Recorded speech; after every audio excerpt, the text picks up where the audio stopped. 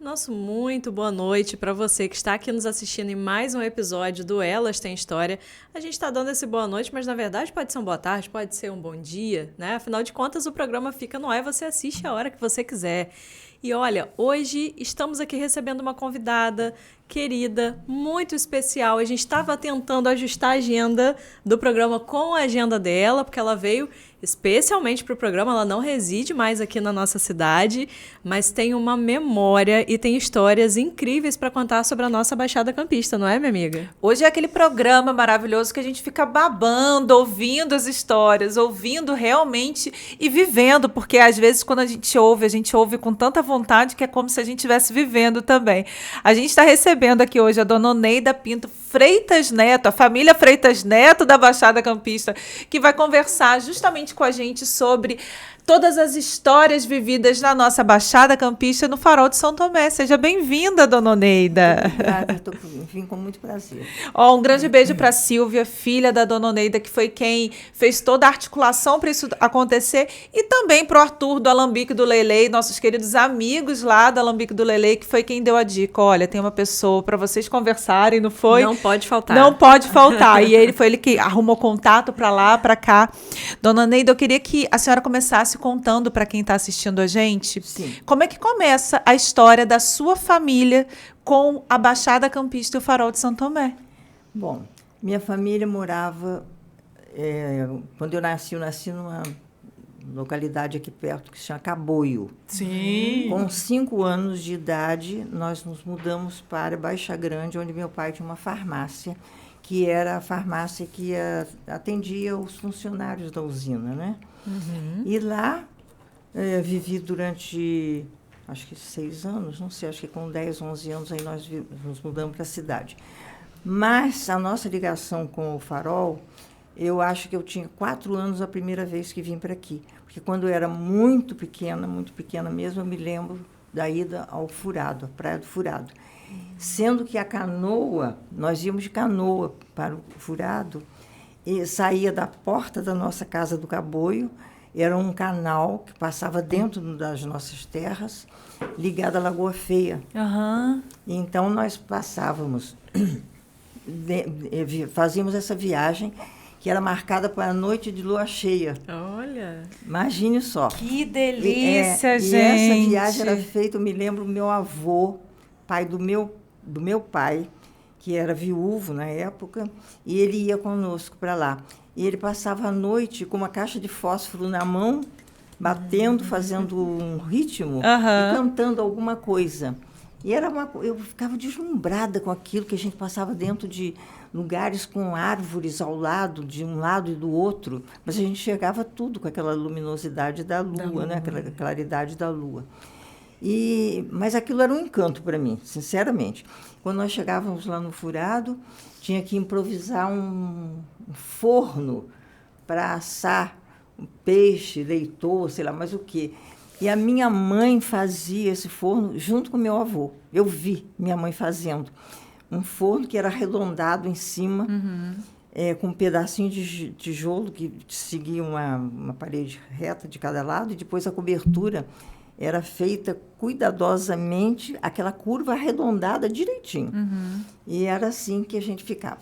A casa pertencia a um médico do Rio. E ele teve essa casa lá na praia, mas não ia para lá, não sei porquê. E no verão, então, alugava a casa e nós íamos para lá, para essa casa alugada. E aí depois, quando eu estava, eu acho que com 4, 5 anos, eu vim aqui para o Farol a primeira vez. Vim para essa Praia do Farol. Aí chegamos na Praia do Farol, era uma casa de parede de palha, né, de folha de uma samambaia grande, né? Parece, mas chamavam de coqueirinho, folha de coqueirinho. Era uma trama de bambu com aquilo colocado, dá bem para ver aqui na fotografia. Vamos pegar a fotografia aqui. Tem uma outra, Fred, que está com você, ó, mas aqui na minha mão, lá, tenta aproximar da câmera. Mas a gente vai colocar também depois na edição para vocês poderem ver de casa. Tá. E as casas dos moradores, que eram os pescadores, era assim.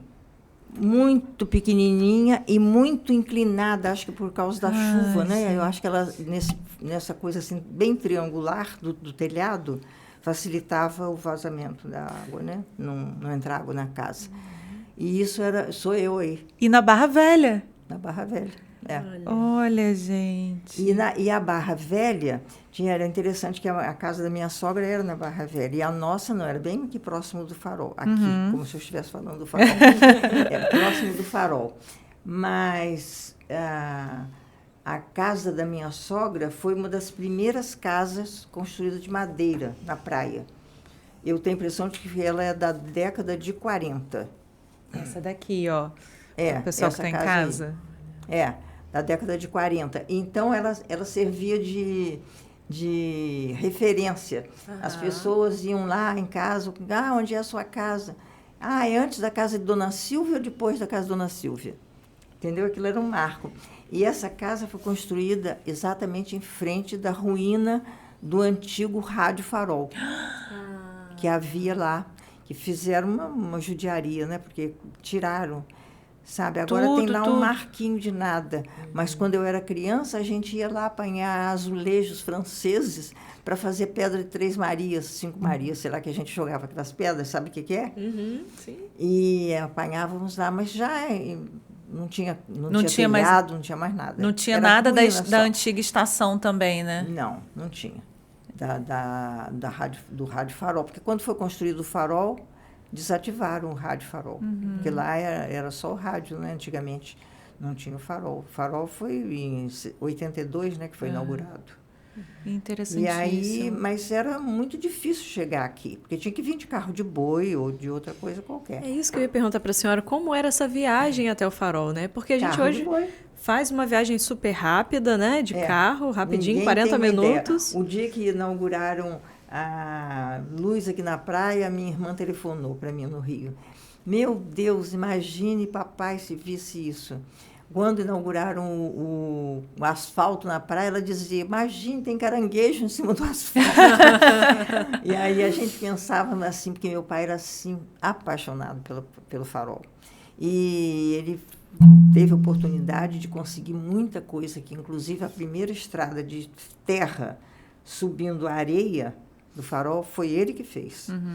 Que ele conseguiu com os pacientes de um cidadão que foi muito conhecido aqui em Campos, principalmente aqui pela Baixada, que era o Dr. João Barcelos Martins. Né? Uma vez ele conseguiu, numas férias de um faroleiro, a casa emprestada que o Dr. João veio e ficou, durou os dias que passou aí nessa casa. E aí, depois, o meu pai conversou com os amigos fazendeiros aqui da região e tudo, todos contribuíram e ele construiu uma casa de madeira para o Dr. João Barcelos Martins. Olha, não e ele sabia. vinha todo ano para cá. E aí ele fez a estrada de terra até a garagem da casa. E, dona Oneida, a senhora chegou a pegar de Campos até Santo Amaro, né? A viagem de trem? Muita coisa, né? Eu morava em Baixa Grande ainda. Uma vez, inclusive, eu fiquei em Campos uma semana, porque eu sempre tive assim, muita habilidade manual. E aí eu pedi para minha mãe que eu queria aprender a fazer flores de papel. Aí ela, tudo bem, sempre me deram corda nessa área, sabe? E a minha mãe, então, conseguiu em Campos um curso e eu fui fazer. Ela me levou e tudo mais. Quando terminei, uma semana depois, voltei para casa sozinha. Eu devia ter uns 9 anos, 10 anos, assim. Voltei para Baixa Grande, no trem, sozinha. Entendeu? E aí a gente ia muito a Campos de trem. Tinha ônibus também, né? Até Santo Amaro. Sim, tem uma passagem do livro do Valdir Pinto de Carvalho, Sim, se não me trai a memória. Ele era parente da minha mãe, quer dizer, pelo lado da minha mãe, ele era parente. Tinha uma família, deixa eu me lembrar, Edivar Chagas. Não, Edivar era Pacheco de Lima. Eles tinham uma loja em Baixa Grande, na época, que era uma casa muito bem construída e que existe ainda essa casa lá, e eu acho que ela é tombada pelo patrimônio do município, O não sei, alguma Copan, coisa assim. em Baixa Grande? Em Baixa Grande, é. Mas essa casa agora eles puseram, como propaganda da loja que tem, uma cobertura nessa parte bonita que é em cima da loja. E era uma loja assim eu acho que não sei se era de tecidos e de coisas, eu acho uma loja variada, né? Mas o meu pai, ao mesmo tempo que tinha a farmácia, tinha era o fornecimento. Era uma coisa enorme e que tinha de tecido a calçado. Tudo tinha naquele fornecimento, e secos e molhados, tudo. Mas era uma coisa muito grande, muito grande. Principalmente para a usina, né? Diretamente para a usina. Os funcionários compravam, eles não pagavam dinheiro. Eram os vales. E ele recebia diretamente da usina. Entendi. Meu pai recebia diretamente da usina. E na farmácia do meu pai tinha um consultório médico onde o doutor João Barcelos Martins, toda quinta-feira, passava o dia lá em casa, nessa farmácia. Nós morávamos atrás da farmácia.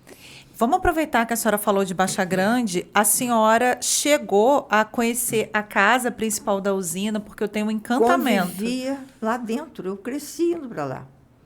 Com Barros Barreto, na época do Barros Barreto. É. Quando eles iam receber visita da dona Ruth, que era a senhora do Dudley. O Dudley é esse cidadão aqui. E ela, a dona Ruth, é essa aqui. Essa aqui, dona Ruth. E ele esse aqui. É, esse aí. Ela mandava me buscar, eu ia para lá. Que ela queria arrumar as coisas e eu sempre junto, ajudando. É. E aí um doutor Mauro Lins e Silva, que era um grande oftalmologista otorrino lá no Rio de Janeiro. E a senhora dele, dona Deia. E eu acompanhava para tudo. Eu estou aí nessa rede também. Meu pai também está aí. E eu convivi lá cresci lá dentro daquela casa. Então, o cinema de Baixa Grande a senhora também assistiu? Cinema de Baixa Grande? Não. Eu tenho a impressão que, pela descrição que a gente já leu, eu acho que ele era em frente à usina. Mas cinema? Que atendia mais os trabalhadores, eu acho. Não, tinha lá uma casa que às vezes aparecia lá até teatrinho de bonecos e não sei o quê, mas cinema, não me lembro. Entendi. Não, cinema não me lembro, não. Agora, lá na casa do Dr. Barreto, eles sempre recebiam muito, né? Muito mesmo. Gente de fora e também de Campos, eles convidavam para jantar e tudo.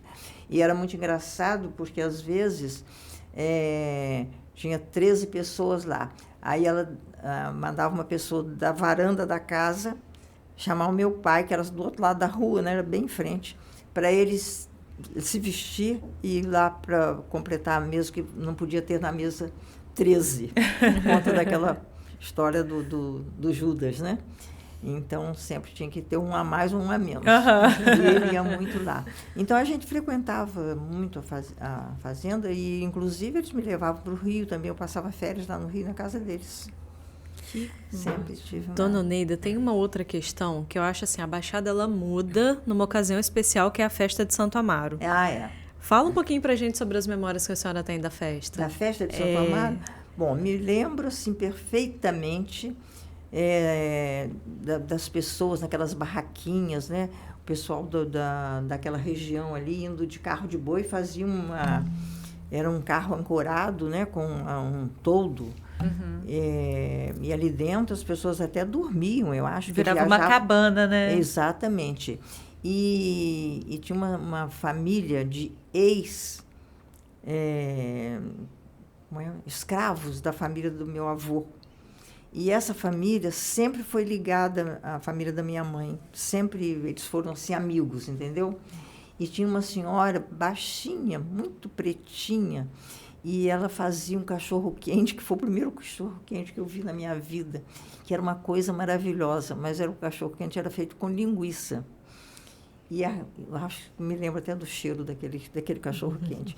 Um tabuleiro em cima de uma coisa improvisada, né? Eu acho que era feito até de tijolo, não sei, com brasas embaixo, e ficava aquilo fervendo, né?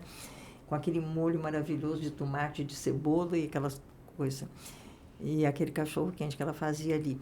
E me lembro também das pessoas que iam toda a festa de Santo Amaro assisti a missa acho que era das 10 ou das 9, não sei. Inclusive o tio do meu marido, que era médico, que trabalhava onde Orlando trabalhou desde estudante, né, que já foi residente lá do Hospital Central de Acidentados, era José Lauro de Freitas. Ele era conhecidíssimo, né? E o doutor Zé Lauro vinha todo ano na festa de Santo Amaro. E era assim, ele tinha uma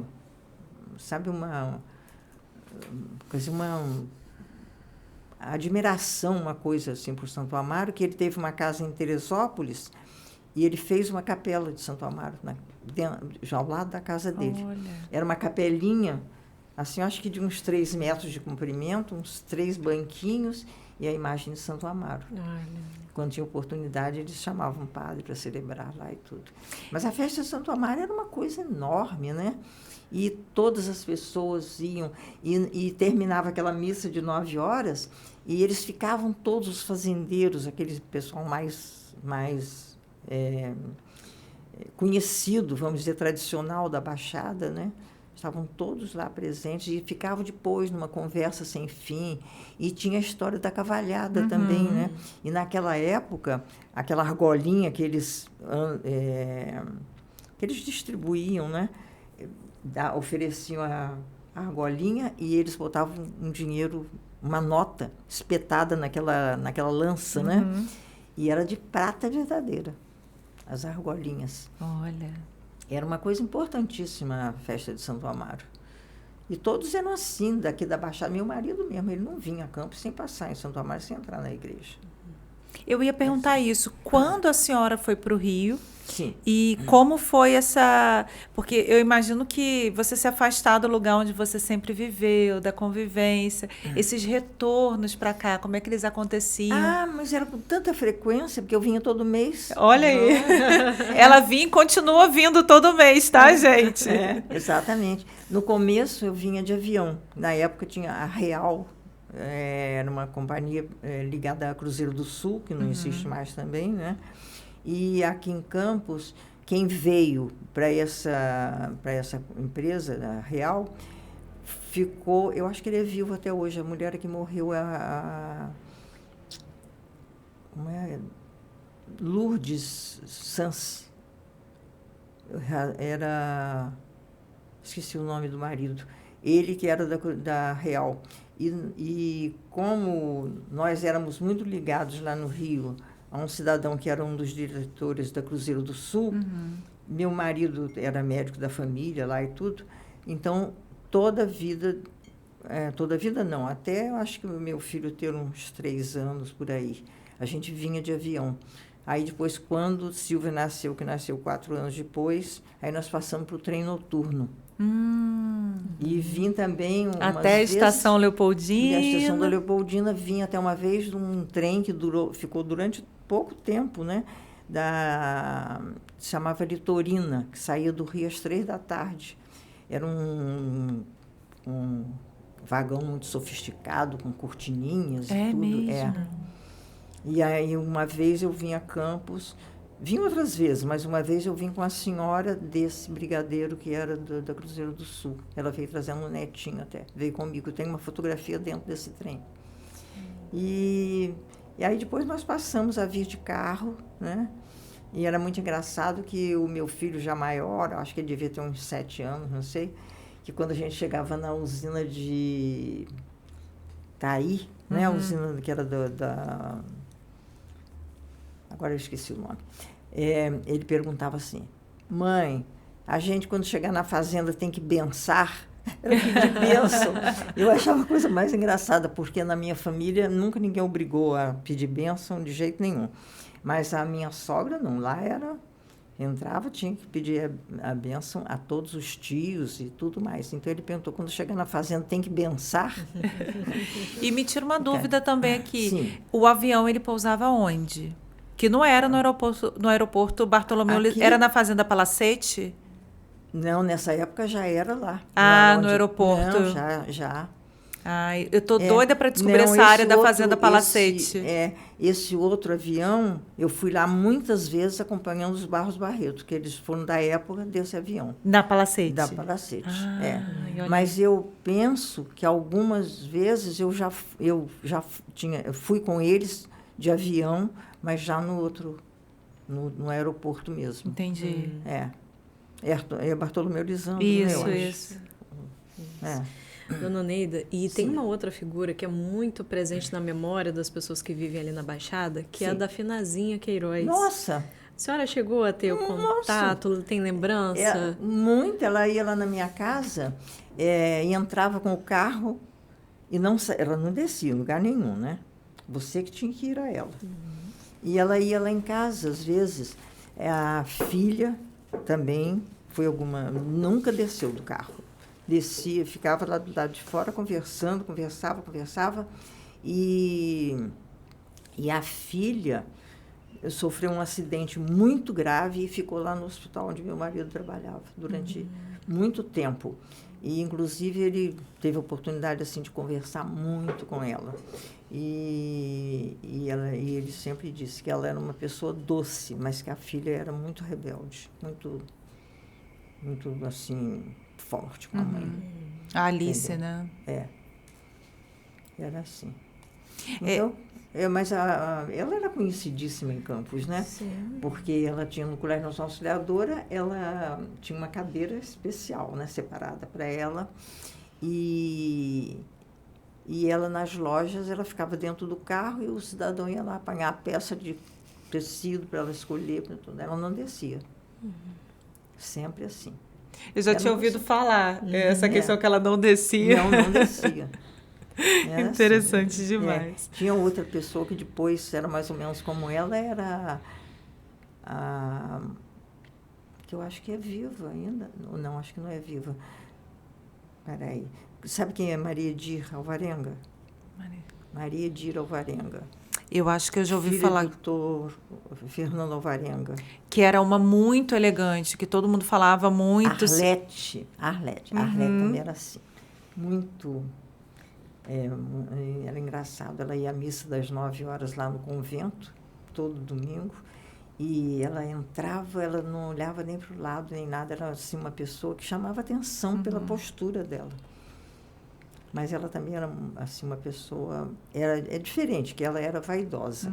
E a Finazinha não era vaidosa. Ela era sistemática. Ela tinha os hábitos dela, né? Que mantinha aquela coisa assim, de muito equilíbrio. Mas deixa eu perguntar uma coisa que agora eu Sim. fiquei curiosa também. Sim. Saindo um pouquinho da Baixada e vindo para o centro, festas, né? Porque a gente, lendo nos jornais, as festas da década de 60, 70, eram festas que eu acho que hoje a gente nem faz ideia, né, Nem dona faz Neida? ideia. As festas da primavera, os bailes, né? Era o Automóvel Clube e o Saldanha da Gama, né? Eram os dois. E tinha as festas de debutantes. Eu nunca participei de festa de como é? Debutante? Debutante. Mas frequentava as festas todas ia a bailes muito, dancei muito na minha vida. E vou botar minha coisa de lado para dizer uma coisa que foi uma realidade.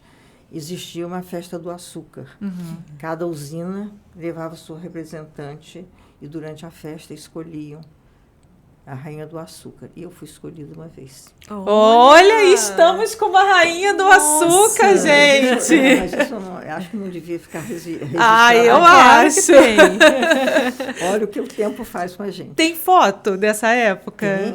Tem fotos lindas. Silvia, eu quero essas fotos, Silvia. Eu brinco porque a gente pesquisa muito sobre o açúcar. E aí eu brinco muito. Nós somos as atuais rainhas do açúcar. Então. Mas essas fotos eu tenho uma foto com o Amaral Peixoto, que era o governador do estado. Tenho na época, o presidente do Instituto do Açúcar e do Álcool, era Gileno de Carli, ele era pernambucano. E doutor Silvio Bastos Tavares, que também era campista, né? E ele era presidente do Açúcar Pérola. Se alguma coisa, era o representante porque tinha o Instituto de Açúcar e do Álcool aqui em Campos, na Praça do Santíssimo, né? Exatamente. E ele foi para o Rio por conta disso. Ele foi presidente não sei, do açúcar, do estado, eu acho que do estado do Rio, né? Alguma coisa assim, não sei. E o que mais que eu tenho que contar? Não, e outra, eu acho que uma outra coisa que todo mundo fala das festas, quando eu converso, duas coisas me chamam muito a atenção, porque eu sou apaixonada. Um é pela doçaria campista. As pessoas contam que tinham mesas fartas com... Né, como é que chama aquele que cai assim? Fátima até fez, Fátima Braga. Era... É uma cascata. Era algo em rama, assim. É como se fosse uma passas recheadas. Isso. Olha, eu fiz uma vez lá no Rio, fiz como se fosse um cacho de uva com as passas recheadas e o outro de chuvisco. Eu fazia o chuvisco, eu que fazia. Né? Olha. E numa bandeja grande, uma bandeja de prata, para uma amiga minha que era dona da Chaica. Lembra da Chaica lá no Rio, no Ipanema? Uma confeitaria lindíssima e maravilhosa. E ela, essa senhora que era dona da Chaica, uma vez havia um curso de um cidadão que era um gourmet, Miguel de Carvalho, que foi um dos lançadores de livros de receitas assim, primeiros que eu conheci. E eu estava nesse curso e ela também, entendeu? E aí nos conhecemos e fizemos uma amizade muito grande. E aí eu ensinei ela a fazer chuvisco, eu ensinei ela a fazer fios de ovos, tinha uma torta que era bem tradicional aqui em Campos, mas que ninguém faz mais. E ela pôs, inclusive, na confeitaria dela, essa torta, mas só fazia de encomenda. Por quê? Porque era feito com massa folhada e recheio de doce de amêndoas. Isso. E depois cobria ainda com aquele doce de ovos com amêndoas, botava amêndoas torradas em cima. Era uma maravilha mesmo, né? E a dona Laurinda fez bodas de ouro e eu pensei, o que eu vou dar de presente para ela? Aí eu fiz o cacho de uvas e o cacho de... mas eu não tenho fotografia desse conjunto que eu fiz, só fiz uma vez. E dei para ela, ficou uma coisa lindíssima. A gente falou dos doces e outra coisa que me chama muita atenção, que todo mundo fala, e eu lembro que eu tive essa conversa com Edivar Chagas, o Júnior, da FEMAC Móveis, Sim. a família dele também é da Baixada, sobre a elegância das mulheres, que tinham seus costureiros, seus modistas, e era o chapéu, combinando com a bolsa, com a roupa, né? Era assim, Eu, quando era jovem, quando eu ia ao Rio de Janeiro, a gente saía para ir à cidade de luva, você acredita isso? Olha Nossa, isso, olha gente. só. Com o calor que faz atualmente, Pois né? Mas sempre era mês de julho, de férias, não era? Sim. Mas eu tinha facilidade dessas festas todas, porque os meus irmãos mais velhos, eram 3 irmãos mais velhos. Entendeu? Então, normalmente, para baile, era a história da companhia, né? E eu tinha primo também, primos da mesma idade. Então, eu ia à festa e dançava a noite inteira, porque eu com eles ou com os amigos e tudo.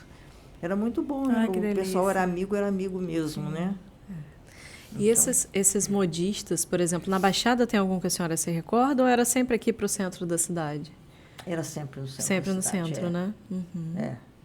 Comprava-se ali as fazendas pela Rua 13 de Maio, né? Os tecidos e levava para o modista. Tinha um depósito de sedas, que eu acho que ainda existe, né? Depósito que era da família do seu... Como é daquele? Um judeu. Era... Um judeu que vendia seda? Não eles foram donos do Trianon. Da família do... Ih, gente... Carneirinho. Do Carneirinho. Carneirinho. Não. Não era do Carneirinho, não? Não. Era... Ai, meu Deus. Meus filhos, inclusive, chamavam o senhor mais velho de vovô, que ele era muito amigo do meu pai. Era uma loja de tecidos finíssimos. E naquela época, quando eu era já bem adulta,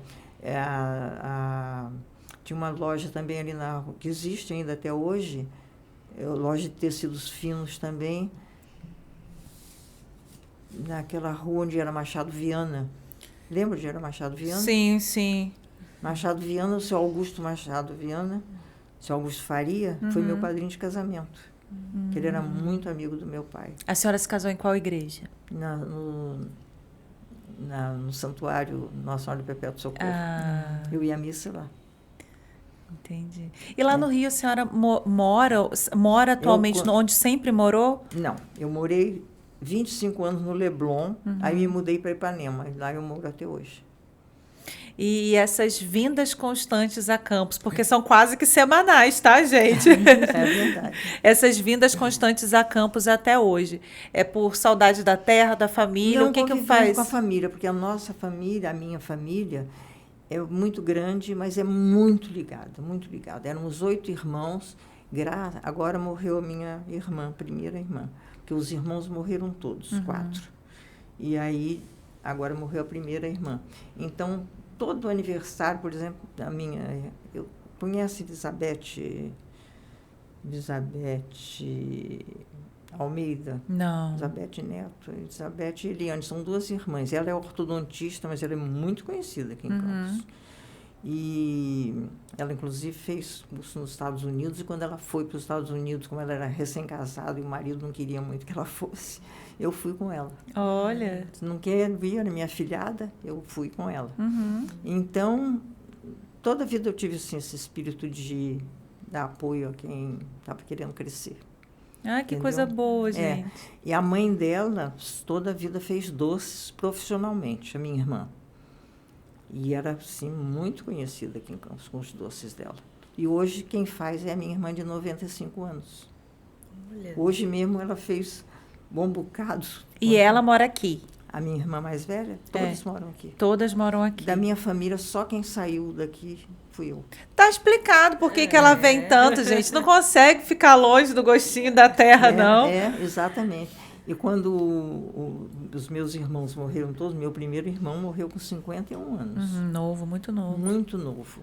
E ele morreu com um infarto, assim, fulminante.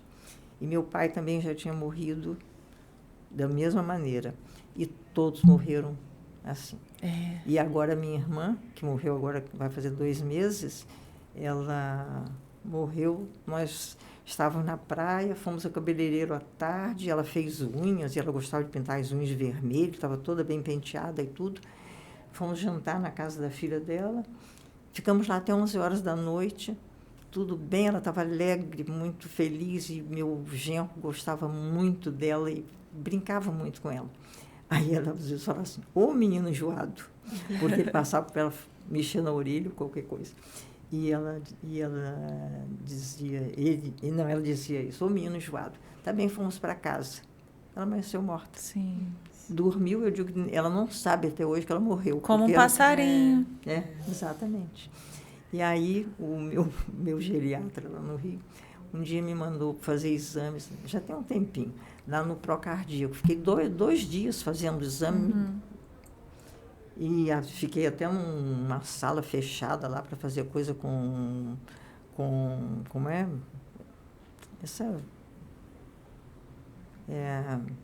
Bom, esqueci agora. Para não contamina o...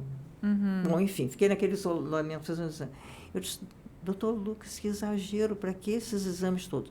A senhora me disse um dia que o cardiologista da sua família disse que a sua família não é confiável. E aí eu acho que eu também vou do mesmo jeito, quem sabe, né? Não, mas eu falo, né, que morte abençoada dessa forma, né? O Arthur que me contou, e aí eu fiquei muito impressionada, porque é uma morte muito suave, né, muito serena. Essa é a verdade. O nosso diretor, você conseguiu pegar aquelas fotos? Eu queria muito colocar, eu mandei no grupo 2 fotografias. Vamos ver se ele consegue colocar daqui a pouco pra gente. Se você conseguir, você me avisa. Agora, dona Oneida, a gente fala em Farol de São Tomé. Sim. Nós temos a praia do Farol de São Tomé, mas nós temos o monumento Farol de São Tomé. Conta, eu tenho muita curiosidade de saber isso. Como era a relação quando a senhora ia para a praia, com aquele grande monumento, com aquele lugar e com as pessoas, com aquelas famílias que viviam ali? A primeira vez que eu subi no Farol, eu subi no colo de um faroleiro. Ele me levou no colo. E todo ano a gente ia lá, às vezes mais de uma vez. E então nós íamos... Porque era uma coisa linda, você olhar lá de cima, o campo de Boa Vista era um labirinto de água, coisa linda, linda, linda mesmo. E E era um programa diferente que a gente fazia lá, ou então, depois que fomos crescendo, tinha um ponto de ônibus. À tarde era uma reunião e o pessoal todo se reunia para ver quem estava chegando de Campos, ou sei lá de onde, de ônibus. Aí já havia ônibus, né? Mas estrada de terra. Para ter uma ideia, quando meu pai fez 40 anos de casado, o aniversário de casamento era 8 de janeiro. E era aniversário também do meu pai. Então, eu vim do Rio com o meu filho, que não tinha nenhum ano. Ele nasceu em abril e o aniversário foi em janeiro, com meses. Quando chegou em frente, um sobrado de Boa Vista, que não existe mais também, né? O carro ficou preso na lama. Aí meu marido saiu à procura de uma pessoa, cavalo, para mandar na praia, para avisar para o meu pai, mandar um jipe nos buscar. Uau. E o carro ficou lá atolado, foi retirado depois, puxado com boi, né? Sei lá com o quê. A estrada era péssima. Chovia muito, já viu, né? Dessas vezes que a senhora subiu no Farol, a casa do faroleiro era ainda na torre? Era. Porque pouca gente sabe disso hoje. Aquela casa, eu acho que foi retirada, eu acho que na década de 70 ou 80, por aí. É coisa recente. Coisa recente. Tanto assim que eu estou dizendo que a foto que foi tirada, acho que foi no mesmo dia, porque estão as mesmas pessoas com a mesma roupa, entendeu? Que nós saímos, eu saí com meu pai e fomos à praia. Isso aqui é uma coisa curiosa também, essa pescaria de arrasto, né? De arrastão, né? Que o pessoal todo ia para a praia para ajudar a puxar a rede. E nessa época, a foto que foi tirada em frente ao farol mostra bem. Eu vou encontrar eu quero ver essa. Claro que eu mando. Quero ver. A senhora chegou a acompanhar quando essa pesca mudou da pesca de arrasto para essa dos barcos? Claro. Isso todo ano tudo, a gente... Né? A coisa foi mudando. Via transformação, né? Foi um cidadão de Santa Catarina que foi morar no Farol e ele entrava com uma canoa mesmo. Eu tenho até fotografias nessas canoas lá, eu com as minhas irmãs e com amigas e tudo, as filhas do Dr. João Barcelos Martins. Tem várias fotos desse jeito. Mas depois que ele começou e que deu certo, outras pessoas começaram a fazer a mesma coisa. E aquilo foi crescendo. Depois já começaram com barcos maiores. Né? E que hoje os barcos são tirados com trator. Que até uma vez a Globo fez um documentário, né? Gente, tem coisa que só história oral pode dar pra gente. A questão da mudança da pesca, a gente sabia. Mas olha o que Dona Odeida contou pra gente. Um cidadão que veio de Santa Catarina, entrou de canoa. Ninguém nunca contou isso pra gente. O nome dele eu nem me lembro, não sabia o nome dele. Ele tinha o apelido de Pirão. Foi muito conhecido. Ele criou a família aí. E uma memória maravilhosa, né, gente? Ela lembra do nome e tudo. Isso é que todo mundo fica admirado, porque eu digo nome sobre nome. Depois a senhora vai passar pra gente a receita de manter essa memória boa, hein? A memória boa, eu digo sempre. É coisa muito simples. É você querer viver de bem com a vida, não cultivar o negativo das pessoas e achar que você não é melhor que ninguém. Isso aí. Aceitar as pessoas com os defeitos que têm, porque a gente não aprova, mas aceita como pessoa. Eu acho que isso é. E eu toda a vida penso dessa maneira. Uma lição de vida. Falando sobre isso, sobre essa questão da gente se reconhecer como igual, conversando com as pessoas, eu sempre gostei muito de conversar com os mais velhos. Com a minha avó, então, sempre as pessoas comentam muito que existia todo um glamour em ir para a Tafona. Que era chique, né? Cassino e tudo mais. E que o Farol era uma praia de pescador, era uma coisa mais simples. Era a praia dos fazendeiros da Baixada. Era da Baixada, né? Esses fazendeiros iam para lá e aí começou a transformação dessa praia nas casinhas, como a gente... as casas, a primeira casa de madeira foi essa da minha sogra, depois a nossa... que inclusive a rua tem o nome do meu pai, dessa casa aí. E tem uma praça com o nome dele também. E todos os meus irmãos, na época que fizeram o loteamento da praia, porque antigamente a gente pagava um aluguel, pagava uma taxa por ano para ter essas casas, mas casas que fossem, como é que se diz, fáceis de serem removidas, se eles quisessem. Sim, entendeu? A primeira casa de alvenaria, fora das casas do Farol, foi a casa do meu pai. É a mais antiga casa de alvenaria da praia. E está lá até hoje? Tá lá até hoje. Essa não mais, né? Hein? Essa aqui não mais. Não. Essa de madeira, não. Essa de madeira. Não, essa da minha sogra. A do meu pai era essa aqui. Depois, daqui nós passamos para uma de madeira primeiro. Não. Já passamos para a de alvenaria. Que é a que existe até hoje. Existe até hoje, mas não é nossa mais. Porque ficou para minha irmã, mas ela se separou e aí o marido quis ficar com a casa e ele ficou com a casa. Mas então é a mais antiga de alvenaria do Farol. Alvenaria do Farol. Olha. E a casa mais antiga do Farol, de madeira, é da minha irmã mais velha. Está na rua onde é o Clube São Tomé? O Clube São Tomé. Eu conheço. Tem uma essa casa de vermelhinha. vermelhinha. É da minha irmã. Mas por isso que eu perguntei. Eu falei, será que é essa? Não é essa. Essa aí é uma casa maior. E todos os meus irmãos tiveram casa na praia. Todos mais ou menos próximos. Depois eu fiquei mais separada, porque eu quando vinha para a praia, eu ficava na casa da minha sogra. Que a minha sogra era, assim, um ninho. Ela não queria filho nenhum que tivesse separado. Casa. Não, tinha que ficar na casa dela. Nenhum teve casa aqui na praia. E a família do seu esposo era também da Baixada Campista? Baixada, daquela região ali de Campo Limpo, sabe? Sim. Onde tem aquela igreja. Sim. Exatamente. E interessante, uma coisa que eu fiquei, outro dia eu vi, numa sua entrevista, uma pessoa que falou sobre falou sobre a pedra dos jesuítas. Dos jesuítas. Aquela pedra que disse que era do clube, aquela pedra não é do clube. Aquela pedra foi retirada dali, onde tem a principal rua embaixo ali do Farol, entendeu? Mais ou menos, depois que passa o Farol, mais ou menos, acho que uns 100 metros. Ali era a pedra. Foi retirada e levada para lá. Agora disseram que era, não sei para onde, de lá do clube náutico, né? Que era a pedra do clube náutico. Não era. A pedra era daquele lugar. E aí agora estão reclamando que a pedra também não era de lá. Era de Campo Limpo, em frente à igreja, onde tem o cemitério do Rosário. Em frente. Lá tem também. Sim, minha querida, mas aquela pedra de lá do Rosário, aquela é a verdadeira pedra dos jesuítas de lá do Farol. Aquela. Olha aí. E a pedra que era do Farol, que era do Farol não. A pedra que era de Campo Limpo, que Campo Limpo tem uma coisa histórica, porque o primeiro curral foi Campo Limpo, né? E a pedra era dentro da fazenda da minha sogra.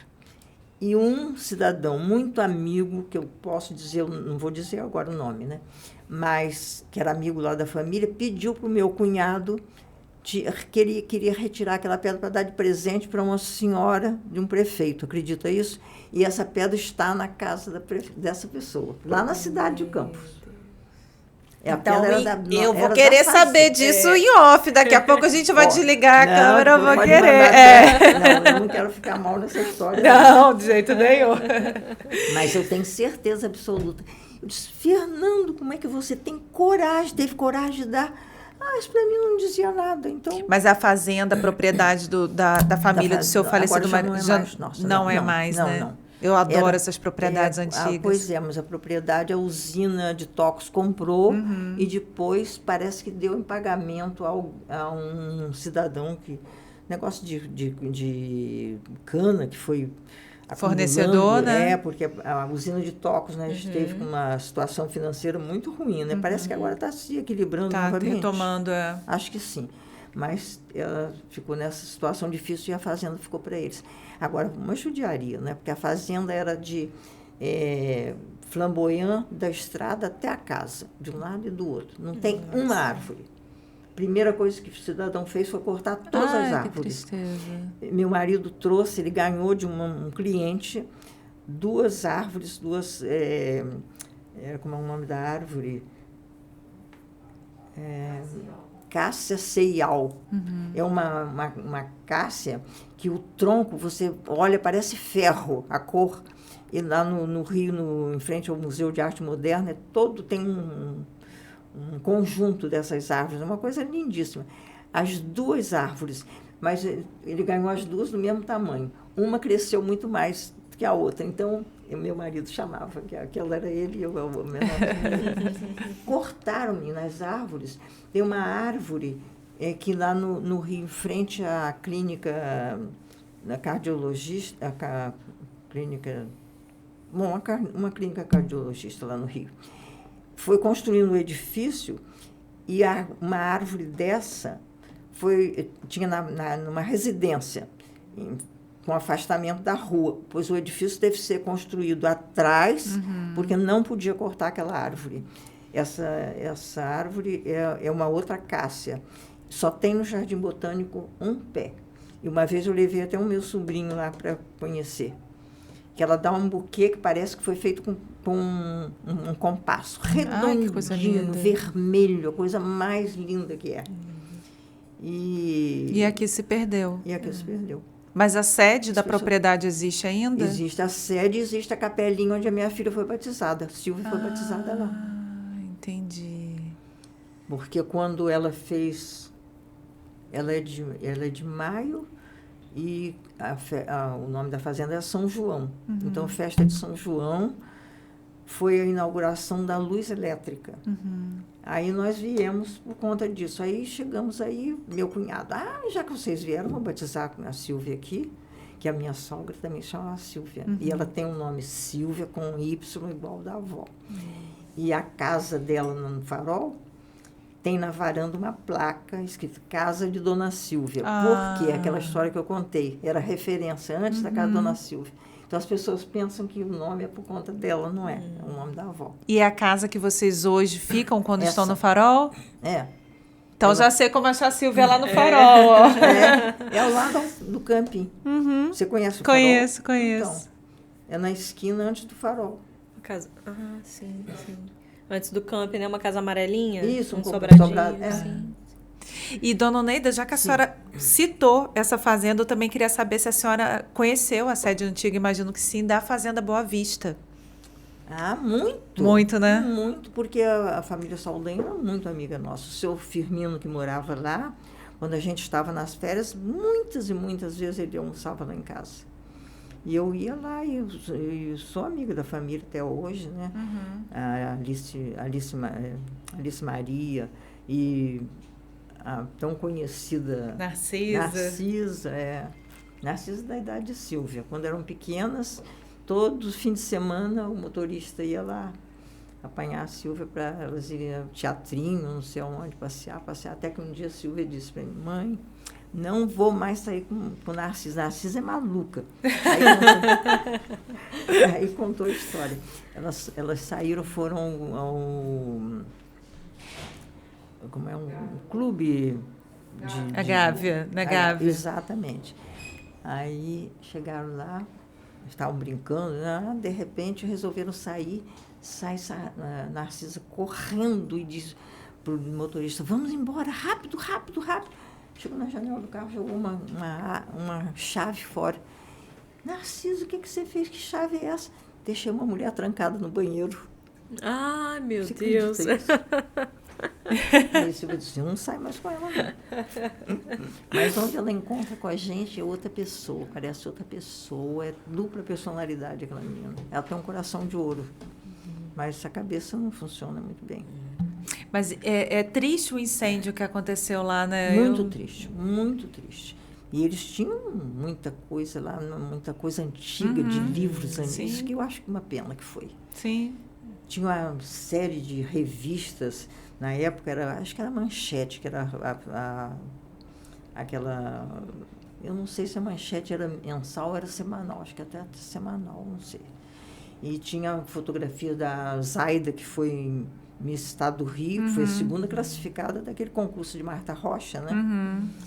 E tinha as fotografias dela lá. Era muito bonita a fazenda, muito bonita. Era um sobrado muito bonito. Infelizmente, a gente só conhece por foto e foto de fora, né? É uma pena. Uma pena mesmo. Dona Neida, deixa eu fazer uma pergunta para a senhora. Sim. A Rafaela perguntou mais cedo sobre as festas, né? Sim. Tivemos aqui Revelações, a Rainha do Açúcar, mas deixa eu Mas perguntar... isso não, por favor, não pode. Não, isso é um registro importantíssimo, por favor. Mas em relação ao farol, Sim. tem algo que não existe mais, mas que até os anos 90, final dos anos 80, a gente via muito, que eram os bailes de carnaval. Dos blocos, dos clubes. A senhora pegou esses bailes? Nossa. Muita coisa, né? Muita coisa, mas eu nem tanto. Mas Silvia, desde de criança, fantasiada lá no Clube, no Clube São Tomé, ela tem fotografias quase todo ano lá. João Ibrahim, sabe quem é João Ibrahim? João Ibrahim é meu sobrinho, você sabe? Não sabia. É filho da minha irmã mais nova. Olha. E João Ibrahim também, junto, todos fantasiados. E tudo. Essa casa do meu pai, que eu disse que foi a primeira, foi justamente o pai de João Ibrahim que ficou com ela, que morreu há pouco tempo atrás, Jorge Fará. Jorge Fará. Sim, sim.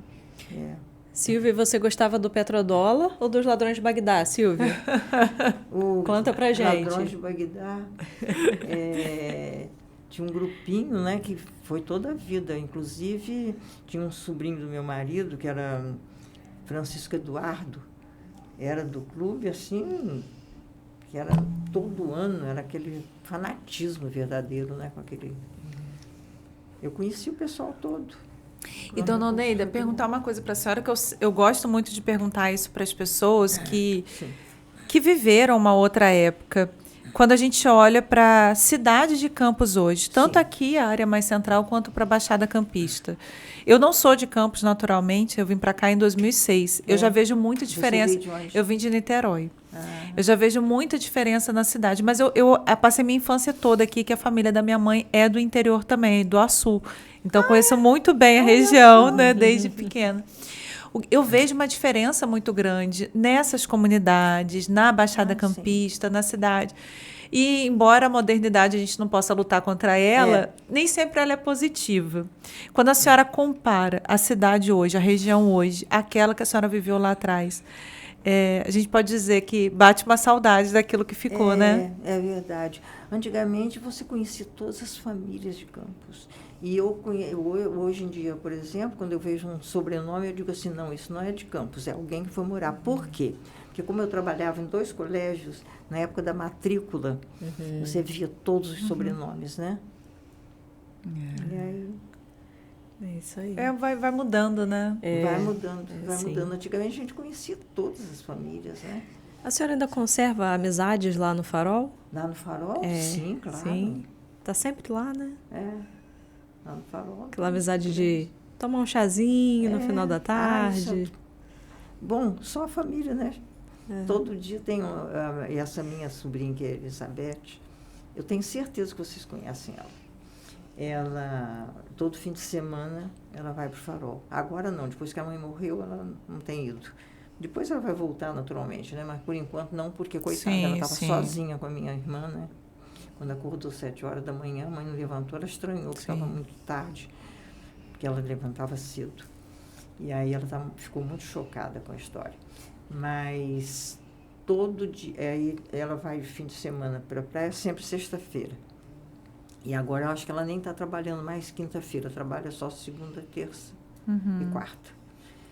E a outra minha sobrinha, que também, essa outra sobrinha, ela trabalhou até muito pouco tempo atrás na Estácio, ela era diretora acadêmica de lá, Isabela. E a Isabela também atualmente só trabalha terça, quarta e quinta.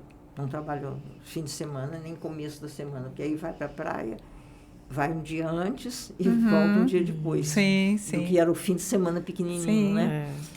E então a gente está sempre. Beth, por exemplo, vai para a praia, ela vai, já almoça lá em casa. Aí de noite a gente vai para a casa dela. No dia seguinte, iam sempre para lá. Então, assim, almoça numa casa ou outra, está sempre todo mundo junto. Ah, que coisa boa.